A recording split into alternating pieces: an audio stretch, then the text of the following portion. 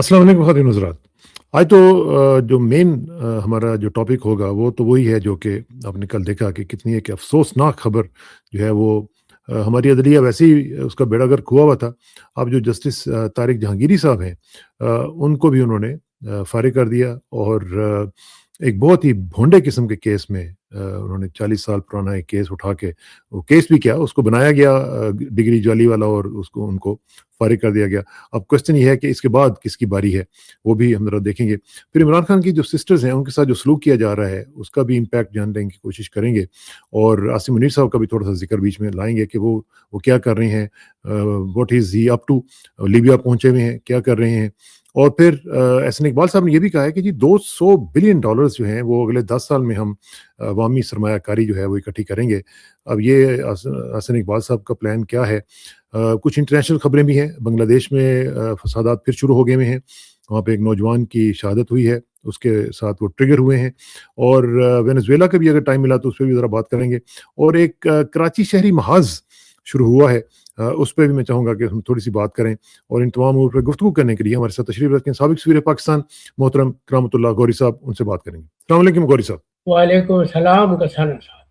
بہت شکریہ غوری صاحب. یہ جو عدلیہ کا تو ہم نے خدا حافظ ویسے ہی کہہ دیا ہوا تھا, لیکن جو کچھ تھوڑے بہت لوگ رہ کے ہوئے تھے, طارق جہانگیری صاحب جیسے اور بابر ستار صاحب جیسے اور دوسرے لوگ جو ہیں, اور سپریم کورٹ میں بھی ایک دو بیچارے باقی بچ گئے ہوئے ہیں, تو آج کیا کہا جائے پھر؟ آج کیا بالکل مکمل طور پہ عدلیہ ہماری جو ہے وہ دفن ہو چکی, اور کیا کہیں گے اس حوالے سے؟ جنازہ تو پہلے تیار ہو چکا تھا کسانہ تھا, آج تدفین ہوئی ہے. اور یہ انتہائی افسوسناک بات ہے, انتہائی افسوسناک موڑ ہے ہماری عدلیہ کی تاریخ میں. دیکھیے, پاکستان کی عدلیہ کی تاریخ کوئی ایسی نہیں ہے جس کا ذکر فخر کے ساتھ کیا جا سکے. لیکن کبھی کبھار یہ ہوا ہے کہ کچھ ججز نے بیک بون دکھانے کی کوشش کی ہے, لیکن جیسے انہوں نے یہ کوشش کی ہے اس کو جرأت رندانہ سمجھتے ہوئے اس کو کچل دیا گیا. آپ کو میں یاد دلاؤں کہ ضیاء الحق کے دور میں جب بھٹو کو پھانسی دی گئی تھی, جسے ہماری سپریم کورٹ نے چند سال پہلے کہا کہ وہ عدالتی ناانصافی تھی, عدالتی قتل تھا, تو اس میں بھی اس دور میں بھی جسٹس صفدر شاہ ان ججز میں شامل تھے جنہوں نے اکثریتی رائے سے اتفاق نہیں کیا تھا, اور انہیں بھی پھر ان کے خلاف بھی محاذ بنایا گیا اور ان کو مجبور کیا گیا کہ وہ مستعفی ہو جائیں.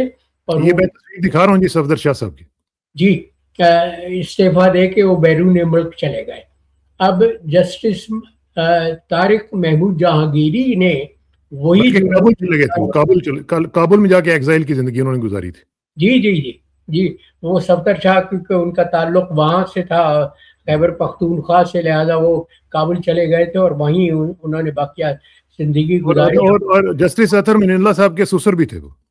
جی جی جی تو حریت کی جو وہ رگ تھی جو جسٹس اطہر من اللہ میں بھی آئی, اور اس کے بعد پھر اسلام آباد ہائی کورٹ میں جو 3 ججز تھے جنہوں نے باقاعدہ سپریم جوڈیشل کاؤنسل کو درخواست دی تھی, انہوں نے لکھا تھا کہ ان پر عدالت ماورائے عدالت دباؤ ڈالا جاتا ہے کہ وہ فیصلے کریں جو ہماری طاقتور حلقے چاہتے ہیں.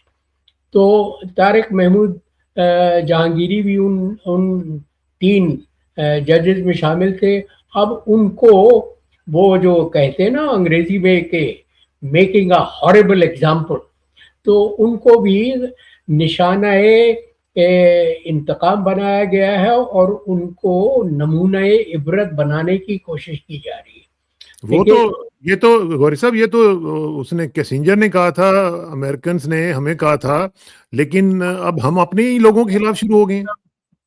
نہیں وہ تو دیکھے نا وہ یہ تو پاکستان کا تہذیبی زوال جس کا میں ماتم کرتا رہا ہوں، یہ تہذیبی زوال کی علامت ہے کہ ہم ہر اس ادارے کو، ہر اس شخص کو، ہر اس فرد کو نمونہ عبرت بنانا چاہتے ہیں جو ظلم کے خلاف آواز اٹھاتا ہے، جو جبر و زیادتی کے خلاف کچھ کرنا چاہتا ہے، کچھ کہنا چاہتا ہے، تو ہم ہر اس آواز کو دبانا چاہتے ہیں جو ظلم کے خلاف صدائے احتجاج بن کر ابھرتی ہے۔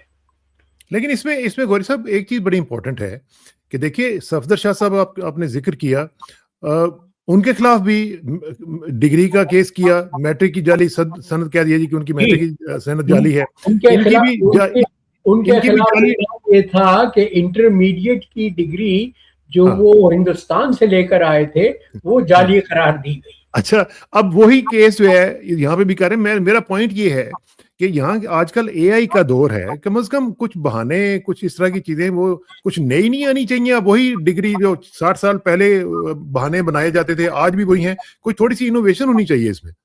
انوویشن کے لیے بھی کسانہ صاحب وہ ذہانت کی، فراست کی ضرورت ہوتی ہے، لیکن ہمارے جو طاقتور حلقے ہیں جو اپنے آپ کو مالک و مختار سمجھتے ہیں پاکستان کا، اور جنہوں نے پاکستان کی نیا ڈبوئی ہے، وہ تو یہ سمجھتے ہیں کہ وہ تمام تر ذہانت اور فراست کا منبع ہے، لہذا انہیں کسی اختراع کی، کسی نئی ایجاد کی ضرورت نہیں ہے۔ وہ تو ڈنڈے کی طاقت پر ایمان رکھتے ہیں اور ڈنڈے کے بل پر ہی وہ حکومت کر رہے ہیں، ہر وہ اس آواز کو دبا رہے ہیں زبانی، جو صدائے احتجاج بن کر ابھرتی ہے۔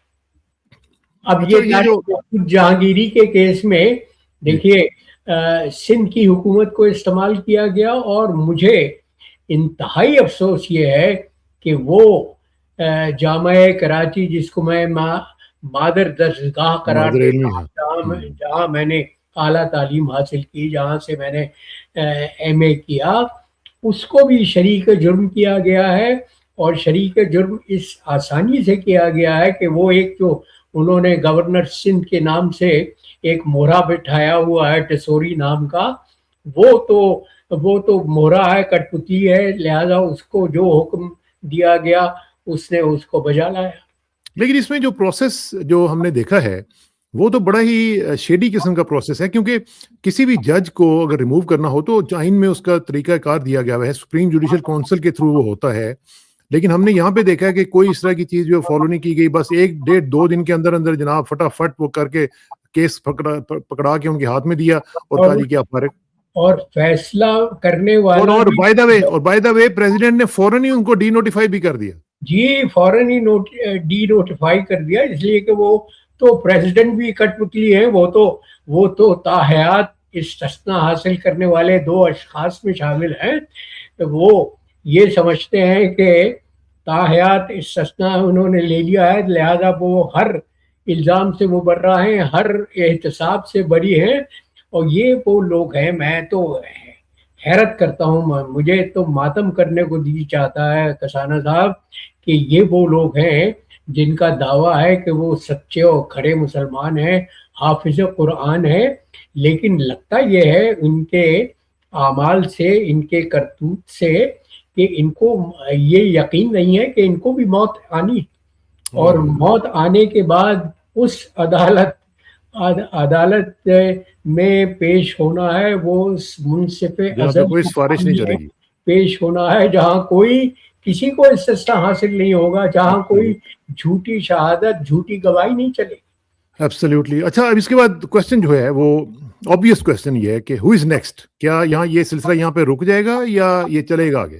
نہیں، جب جو بھی اور جسارت کرے گا وہ ان کا گمان تو یہ ہوگا کہ وہ طارق جہانگیری کو جس طرح سے انہوں نے نمونہ عبرت بنا دیا ہے، اور اس کے بعد تو کوئی جج سرتابی کی جسارت نہیں کرے گا، سر اٹھانے کی جسارت نہیں کرے گا، لیکن اگر کسی نے سر اٹھایا، صدائے احتجاج بلند کی، تو اس کا انجام بھی یہی ہوگا۔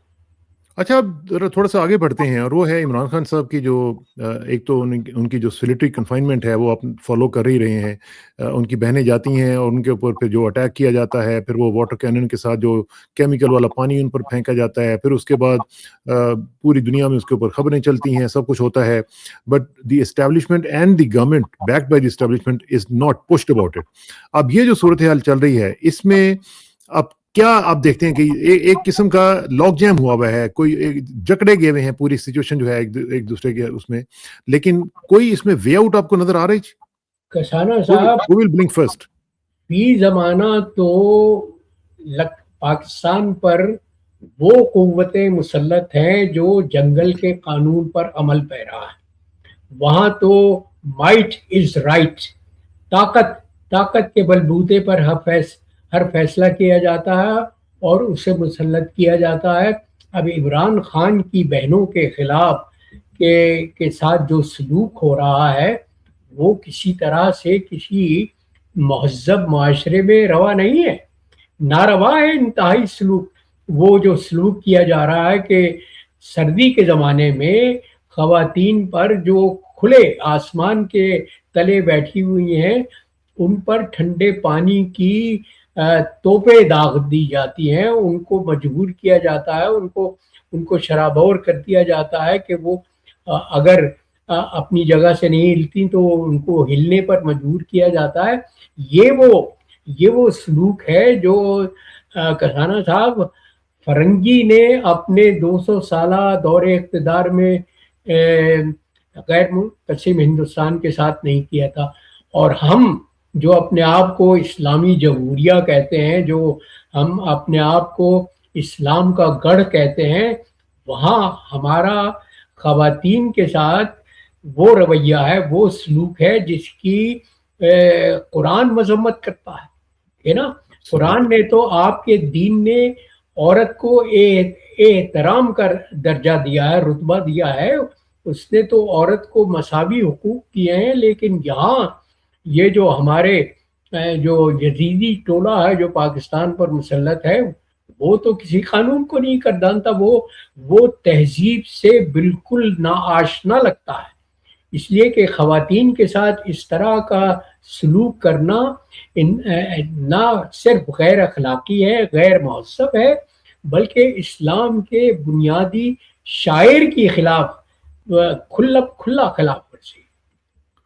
یہ بالکل صحیح کہہ رہے ہیں آپ. مسئلہ یہ ہے کہ یہ جو پوری ہم صورتحال دیکھ رہے ہیں غور صاحب، یہ کہیں اس کو کسی بھی جگہ پہ ٹیک اپ اس طرح نہیں کیا جا رہا. دیکھیں نا، ابھی میں آپ کو یہ انٹرویو دکھا رہا ہوں، اسکائی نیوز پہ چلا ہے، باقی جگہوں پہ چلتا ہے، پبلک اوپینین جو ہے وہ بھی اس کے اگینسٹ چل رہی ہے، لیکن ہماری جو گورنمنٹ ہے اس کے اوپر کسی قسم کا کوئی اثر اس کا نہیں ہوتا. کسانہ صاحب، ابھی آپ نے دیکھا کل ہی ایمنسٹی رپورٹ انٹرنیشنل نے جو رپورٹ دی ہے پاکستان کے متعلق، انہوں نے صاف صاف کہا ہے کہ عمران خان کے خلاف جو سلوک کیا جا رہا ہے وہ کسی طرح سے نہ انصاف کے تقاضوں کے برابر ہے، نہ وہ تہذیب و اخلاق کے معیار پر پورا اترتا ہے. اس کے علاوہ اس سے پہلے یو این کی ریپورٹور جو ٹارچر کے خلاف تھی، انہوں نے یہ رپورٹ دی تھی کہ عمران خان کو جو مسلسل ہفتوں سے مہینوں سے قید تنہائی میں رکھا جا رہا ہے، تو پاکستان اس یونائٹڈ نیشنز کے کنونشن کا سگنیٹری ہے، پاکستان اس میں شریک ہے جو یہ کہتا ہے کہ 15 دن سے زیادہ کسی قیدی کو قید تنہائی میں رکھنا انسانی حقوق کے منافی ہے. اور یہ سلوک دیکھیے ستم بالائے ستم اس شخص کے ساتھ ہو رہا ہے جو بین الاقوامی شہرت رکھتا ہے، جو پاکستان کا قومی ہیرو ہے، جس نے پاکستان کے لیے عزت کمائی ہے اور جو پاکستان کا سابق وزیر اعظم رہا.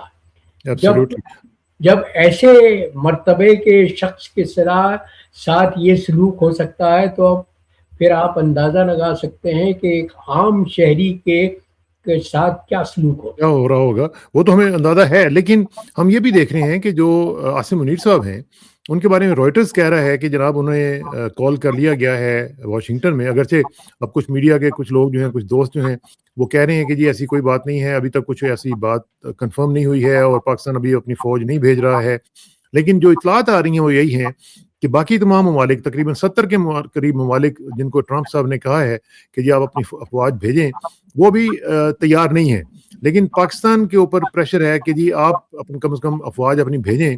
کیا آپ سمجھتے ہیں کہ Pakistan will be the first country to send its troops to Gaza؟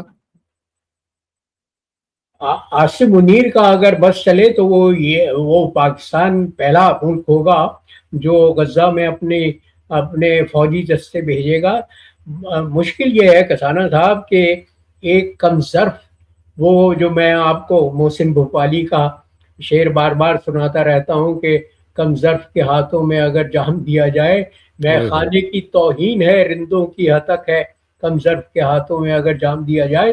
تو یہاں تو ایک کم ظرف کو اقتدار مل گیا ہے، طاقت کا انتہائی اختیار مل گیا ہے، اور وہ یہ سمجھتا ہے، اس کو یہ گمان ہے کہ جب تک اس کے سر پر ٹرمپ کا دست شفقت ہے، وہ دنیا میں وہ اس کا کوئی نہیں بگاڑ سکتا، کوئی احتساب نہیں کر سکتا، کوئی اس سے سوال نہیں کر سکتا، اور وہ خود مختار ہے کہ وہ جو چاہے پاکستان کے ساتھ کرے.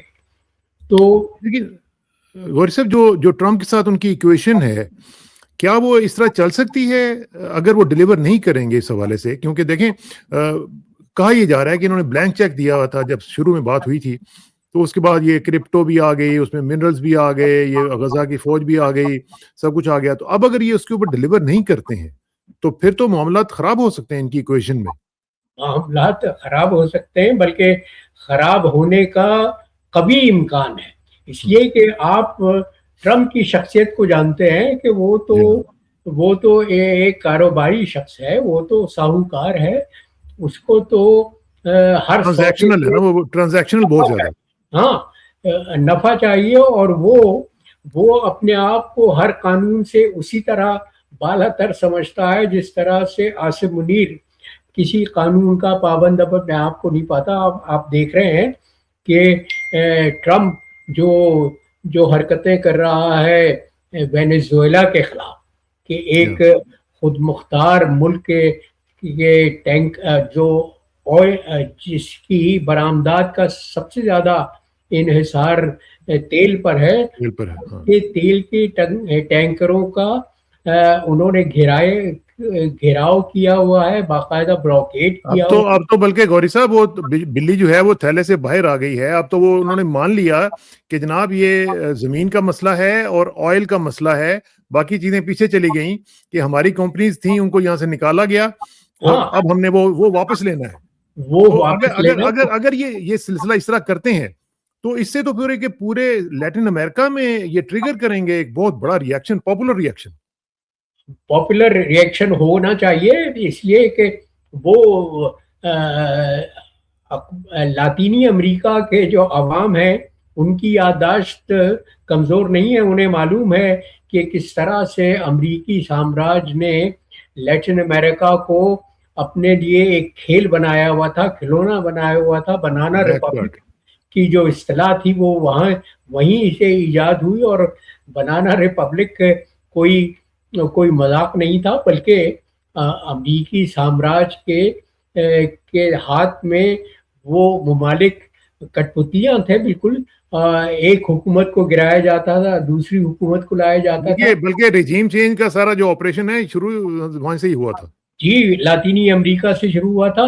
لیکن اب ٹرمپ کو یہ اعتماد ہے کہ لاطینی امریکہ میں بھی، مثال کے طور پر ارجنٹینا میں جس طرح کا وہ ٹرمپ کلون، ایک ٹرمپ ثانی پریزیڈنٹ ہو گیا ہے میلائی، تو اس نے جس طرح کی حرکتیں کی ہیں، جس طرح کے قوانین وضع کیے ہیں، اس کے خلاف بونس آئرس میں احتجاج شروع ہو گیا. میں ارجنٹینا کو خاص طور پہ جانتا ہوں، اس لیے کہ میں وہاں سفارتی زندگی کا ایک حصہ گزار چکا ہوں. تو بیک لیش تو ہوگا. اور جو لاطینی امریکہ کا سب سے بڑا ملک ہے برازیل، اس کی قیادت تو ایک ایسے قائد کے ہاتھوں میں ہے جو امریکی سامراج کی پالیسیوں سے بالکل اتفاق لولا نہیں. لولا جن کا نام لولا ہے. اچھا جی یہ ذرا یہ مجھے بتائیے گا گوری صاحب کہ یہ جو اب پوری کی پوری صورتحال ہے اس میں کمنگ بیک ٹو پاکستان جو چیف منسٹر کے پی کے ہیں اب ان کے خلاف انہوں نے جو اشتہاری قرار دینے کی ایبسکانڈر قرار دینے کی جو ایک کیمپین شروع کی بھی ہے اس کے نوٹس چسپاں کر دیے. آپ اندازہ کیجیے. یہ تو وہ کسانہ صاحب وہ دیکھیے میں کیوں بار بار تذکرہ کرتا ہوں کہ پاکستان اپنے تہذیبی زوال میں ہر غیر اخلاقی حد کو پار کر چکا ہے. اب ہمارے ہاں کوئی معیار نہیں ہے, کوئی اخلاق نہیں ہے. ہم ہر مخالف کا سر کچلنا چاہتے ہیں طاقت کے بل پر. اپنے ہاتھ میں اقتدار ہے, اپنے ہاتھ میں ڈنڈا ہے, لہذا جو کوئی ہماری پالیسیوں سے انحراف کرتا ہے, جو کوئی ہم سے متفق نہیں ہے, وہ اس قابل ہے, وہ سزاوار ہے کہ اس کو نمونہ عبرت بنایا جائے. ابھی آپ نے دیکھ لیا کہ اسلام آباد ہائی کورٹ کے جسٹس طارق جہانگیری کے ساتھ جو سلوک کیا گیا ہے, اور حکم دینے والا وہ شخص ہے جس کو لاہور ہائی کورٹ سے اسی مقصد کے لیے لایا گیا تھا, اسلام آباد ہائی کورٹ, اور جس کے خلاف پٹیشن دائر کی تھی باقاعدہ. ویسے گوھر صاحب جن کو لایا گیا ہے آئی وش کہ ان کی بھی ڈگری دیکھ لی جائے. جو ہے تو یہ وہ پاکستان میں تو اس مقولے پر عمل ہو رہا ہے کسانہ صاحب کہ وہی سدا سہاگن ہے جسے سیاں بھائے. تو سیاں جس کو بہاتے ہیں وہ وہی سہاگن ہے. اچھا آپ ذرا تھوڑا سا یہ بھی ذرا مجھے بتائیں کہ احسن اقبال صاحب اب آ کے فرما رہے ہیں کہ 10 سال میں ہم لوگ $200 بلین جو ہے عوامی سرمایہ کاری وہ لے لیں گے. اس کا پلان وہ کہہ رہے ہیں کہ میں نے سول اور ملٹری قیادت کو بریف کر دیا ہے. یہ میں آپ کو ویسے بتاؤں, میں احسن اقبال صاحب کو کافی پرانا جانتا ہوں. وہ ہر دفعہ یہ کہتے ہیں کہ 10 سال کے بعد ہم یہ کریں گے. کبھی وہ کہتے ہیں کہ ہم نے 2000 مجھے یاد ہے 2000 میں کسی زمانے میں وہ کہتے تھے کہ ہم نے پاکستان کو بدل دینا ہے.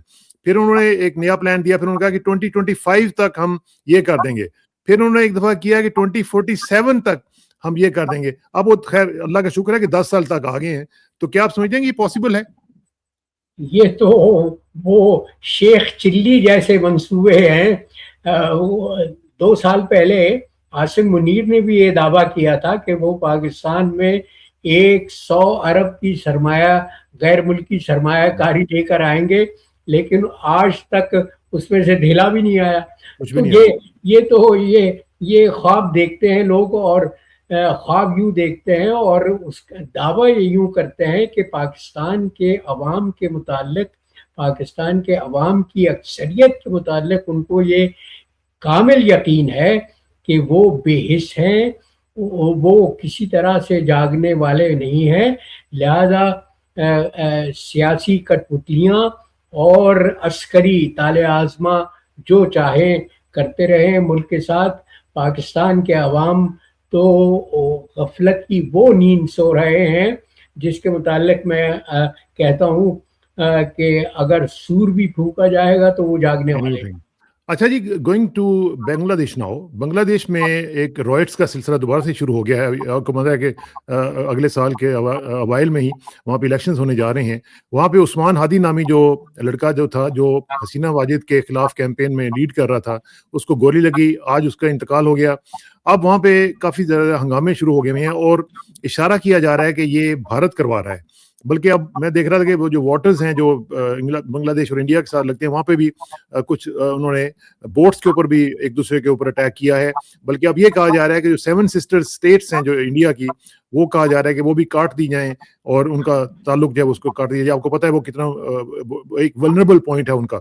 تو یہ جو صورتحال ہے یہ کس طرح بڑھ رہی ہے, کیا دیکھ رہے ہیں آپ وہاں پہ؟ یقیناً یہ بھارت کی شرارت ہے, اس لیے کہ بھارت کو بہت تشویش ہے جب سے حسینہ واجد کا تختہ الٹا گیا ہے. اس لیے کہ حسینہ واجد تو ان کی صلاحکار تھی, ان کے تابع فرمان تھی, اور جو وہ چاہتے تھے بنگلہ دیش میں اسی پر عمل کیا جاتا تھا. اب وہ ان سے بنگلہ دیش کی آزادی اور بھارت کا کہا نہ ماننا برداشت نہیں ہو رہا. ایبسلیوٹلی. اچھا جی، آخر میں مختصراً یہ ذرا بتائیں کہ ایک جو کیمپین شروع ہوئی ہے کراچی کے حوالے سے، آپ جانتے ہیں کہ کراچی ہمارا ہب ہے، کراچی ہماری شاہراہ ہے قسم کی، اور پورے پاکستان کو کراچی فیڈ کرتا ہے اور ٹیکسز میں بھی سب سے آگے ہے. تو اس کو جس طریقے سے ڈیلیبریٹلی تباہ کیا گیا ہے، اب چند شہریوں نے وہاں پہ ایک کراچی شہری محاذ کے طور پر ایک کیمپین شروع کی ہے، جس میں بشرا انصاری صاحبہ کی بھی ایک میں ویڈیو دیکھ رہا تھا، بہروز سبزواری جو ہیں وہ بھی ان کو بھی میں دیکھ رہا تھا. لوگ اپنا کنسرن شو کر رہے ہیں. میں چاہتا ہوں کہ ہم بھی اس کے اوپر اپنی اپنی آواز اٹھائیں اور ہم اس کیمپین کا حصہ بنیں. کیا کہیں گے آپ کراچی کی تباہ کاری کے اوپر؟ بیرون ملک پاکستانیوں کو اس محاذ کے ساتھ ہم آہنگ ہونا چاہیے، ان کی آواز میں اپنی آواز ملانا چاہیے، اس لیے کہ کراچی کے ساتھ جو انہوں نے سلوک کیا ہے وہ تو سوتیلی اولاد کے ساتھ بھی سلوک نہیں ہوتا. دیکھیے، اور یہ میں کہتا ہوں کہ انتہائی غیر دانشمندی کا اقدام ہے کراچی کے ساتھ یہ سلوک کرنا، کراچی کو نظر انداز کرنا اور کراچی کی صریحاً بے خونی کرنا، اس لیے کہ کراچی پاکستان کی معیشت کی شہ رگ ہے، وہ ریڑھ کی ہڈی ہے جس شہر نے پورے ملک کو پالا ہے. آج بھی ملک میں سب سے زیادہ جو ٹیکسز ادا ہوتے ہیں وہ کراچی ادا کرتا ہے. آج بھی سب سے زیادہ ویلکمنگ بھی ہے. جی، سب سے زیادہ ویلکمنگ ہے، اس لیے کہ غریب پرور شہر ہے. اس نے ہر غریب کو، ہر نادار کو، ہر یتیم کو اپنے دامن میں پناہ دی ہے. اور دیکھیے، کراچی کی تاریخ تو یہ ہے، مجھے یاد ہے کہ میں جب طالب علم تھا 50 کے عشرے میں اور 60 کے عشرے میں، تو جو سیاسی تحریک پاکستان کراچی سے شروع ہوتی تھی وہ خیبر تک پہنچ جاتی تھی اور وہ کامیاب ہوتی تھی. جب سے انہوں نے کراچی کا استحصال کیا ہے، کراچی والے مایوس ہو گئے ہیں، اور کراچی کی جو کریم کہی جاتی تھی وہ تو پاکستان چھوڑ گئی، وہ تو ہجرت کر کے شمالی امریکہ میں بسی، وہ امریکہ میں ہے یا کینیڈا میں ہے یا انگلستان میں ہے. تو کراچی کو تو جان بوجھ کر اس کا استحصال کیا گیا ہے. لیکن یہ نادان بھول جاتے ہیں کہ کراچی کا استحصال کرنا بالکل اسی طرح ہے جس طرح سے اس پیڑ کی شاخ کاٹی جائے جس پر ٹھکانا. ایبسلیوٹلی، بالکل صحیح بات ہے. بہت بہت شکریہ غوری صاحب. اللہ کرے کہ آپ کی باتوں کے اوپر نہ صرف انہیں سنا جائے بلکہ ان پہ عمل بھی کیا جائے. تو آپ سے انشاءاللہ رابطہ رہے گا. Thank you very much for your time and see you soon جی. السلام علیکم. وعلیکم السلام.